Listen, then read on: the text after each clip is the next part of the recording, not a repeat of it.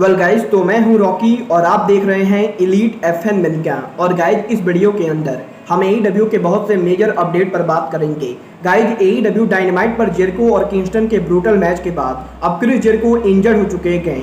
AEW में वार्डलॉ के TNT title के फ्यूचर को लेकर वार्डलॉ ने उनके मेजर प्लान रिवील कर दिए हैं। एईडब्ल्यू के इस हफ्ते के डायनामाइट शो की व्यूअरशिप सामने आ चुकी है। एईडब्ल्यू में ब्रिस्को ब्रदर्स के डेब्यू ना होने के बाद टोनी खान ने फाइनली ब्रिस्कोस को साइन कर लिया है। और गाइज, एईडब्ल्यू में एडम कोल के रिटर्न स्टेटस को लेकर एडम कोल ने काफी बड़ी अपडेट दी है। तो गाइज, अगर आपको ये सभी मेजर अपडेट जाननी है तो गाइज वीडियो को एंड तक जरूर देखना। और गाइज, जिन लोगों ने अब तक वीडियो को लाइक नहीं किया है गाइज, वीडियो को लाइक कर देना। बट गाइज, चलिए अब बिना किसी देरी के शुरू करते हैं इस वीडियो को। और गाइज, सबसे पहले बात करते हैं एईडब्ल्यू के डायनामाइट शो के व्यूअरशिप की। वल्गार बात करें यहाँ पर एईडब्ल्यू के डायनामाइट शो के व्यूअरशिप की, तो गाइज जैसा कि आप सभी को याद होगा, last week AEW Dynamite Fyter Fest night 1 को टीबीएफ नेटवर्क पर 9,42,000 लोगों ने देखा था।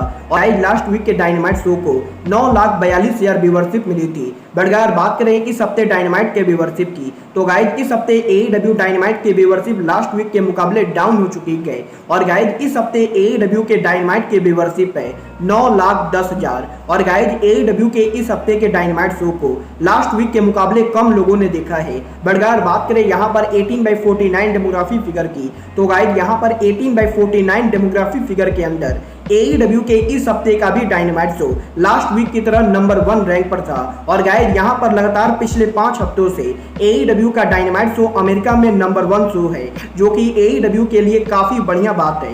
बट अगर बात करें यहाँ पर एईडब्ल्यू के डायनामाइट शो की, तो गाइज जैसा कि आपने डायनामाइट के मेन इवेंट पर देखा होगा, लास्ट नाइट एईडब्ल्यू डायनामाइट के मेन इवेंट के ऊपर हमें क्रिस जेरिको और एडी किंगस्टन के बीच में बार्बर्ड वायर डेथ मैच देखने को मिला था। जहां पर किंगस्टन और जेरिको के उस मैच के बाद अब यही क्रिस जेरिको के हेल्थ स्टेटस को लेकर जेरिको ने ट्विटर पर काफी बड़ा खुलासा कर दिया है। जहां पर जेरिको ने ट्विटर पर उनके पिक्चर को शेयर करके ये कंफर्म किया है कि क्रिस जेरिको और एडी किंगस्टन के ब्रूटल मैच के बाद अब क्रिस जेरिको को ब्रोकन नेक इंजरी हो चुकी है। और गाइस, यहां पर जेरिको और किंगस्टन के उस डेंजरस मैच के बाद अब क्रिस जेरिको की नाक टूट चुकी है। और गाइस, जैसा कि आप इस पिक्चर में देख सकते हो, यहां पर जेरिको के नाक के ऊपर स्टिचेस लगे गए। और गाइस, यहां पर जेरिको ने कंफर्म किया है कि क्रिस जेरिको और एडी किंगस्टन के उस मैच के बाद अब क्रिस जेरिको को ब्रोकन नोज इंजरी हो गई है। वेल गाइस, देखना काफी ज्यादा दिलचस्प होगा कि जेरिको की ये इंजरी कितना सीरियस होती है। बट गाइस, चलिए अब आगे बढ़ते और बात करते हैं एईडब्ल्यू के current TNT champion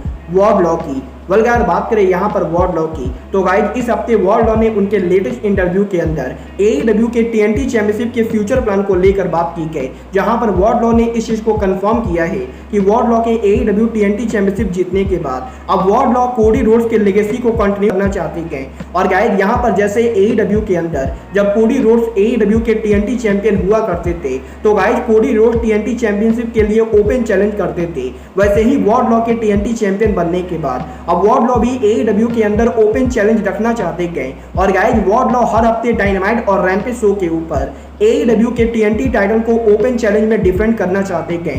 well guys, आप लोग वार्डलॉ का ओपन चैलेंज देखना चाहते हो या नहीं, आप लोग मुझे कमेंट करके बताइए। बट गाइस, चलिए फिलहाल आगे बढ़ते हैं और बात करते हैं एईडब्ल्यू सुपरस्टार एडम कोल के इंजरी की। वेल गाइस, बात करें यहाँ पर एडम कोल के इंजरी की, तो गाइस इस हफ्ते एडम कोल ने फाइनली उनके लेटेस्ट इंटरव्यू के अंदर एईडब्ल्यू में उनके रिटर्न स्टेटस को लेकर बात की गई। जहां पर एडम कोल ने इस चीज को कंफर्म किया है कि फॉरबिडन डोर पर एडम कोल के कोलैप्स होने के बाद एडम कोल पिछले कुछ दिनों से काफी बढ़िया फील कर रहे हैं। और गाइस, एडम कोल के लगातार उनके रिकवरी के लिए तैयारी कर रहे हैं। और गाइस, यहाँ पर एडम कोल ने इस चीज को कंफर्म किया है कि एडम कोल की इंजरी उनके लॉन्ग करियर के वजह से हुई है। क्योंकि गाइस, यहाँ पर एडम कोल के अभी 30 साल के ना होने के बाद भी एडम कोल 14 साल से रेसलिंग कर रहे हैं। और गाइस, एडम कोल के इतने लंबे रेसलिंग करियर की वजह से एडम कोल को फॉरबिडन डोर पर कंकशन हो गया था।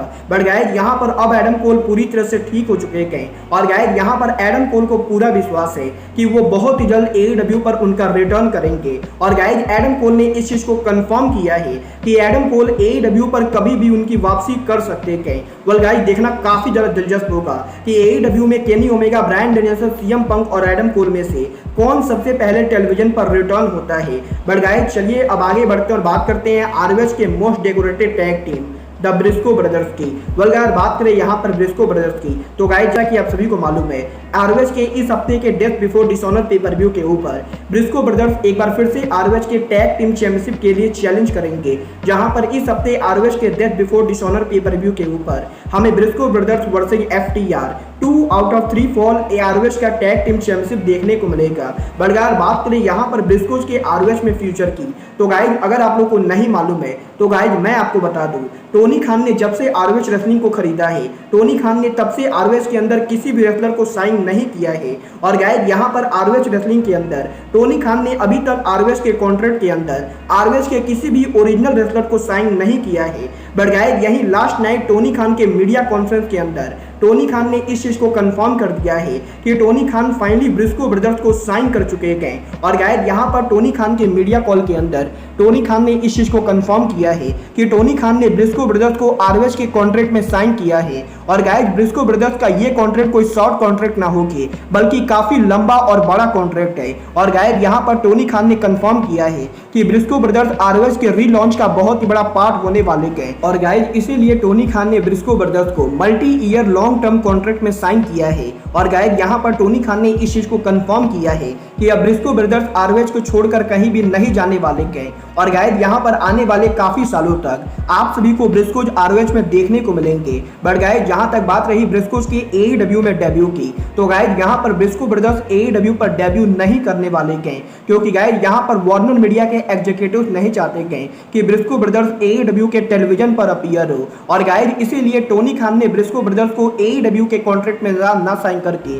बल्कि आरओएच के कॉन्ट्रैक्ट में साइन किया है। और गाइस यहाँ पर ब्रिस्कोज के आरओएच कॉन्ट्रैक्ट में साइन होने के बाद जब आरओएच रेसलिंग उनके वीकली टेलीविजन को शो करेगी, तो गाइस यहाँ पर आरओएच के वीकली टेलीविजन के ऊपर हमें फाइनली ब्रिस्को ब्रदर्स रेगुलर तौर पर देखने को मिलेंगे।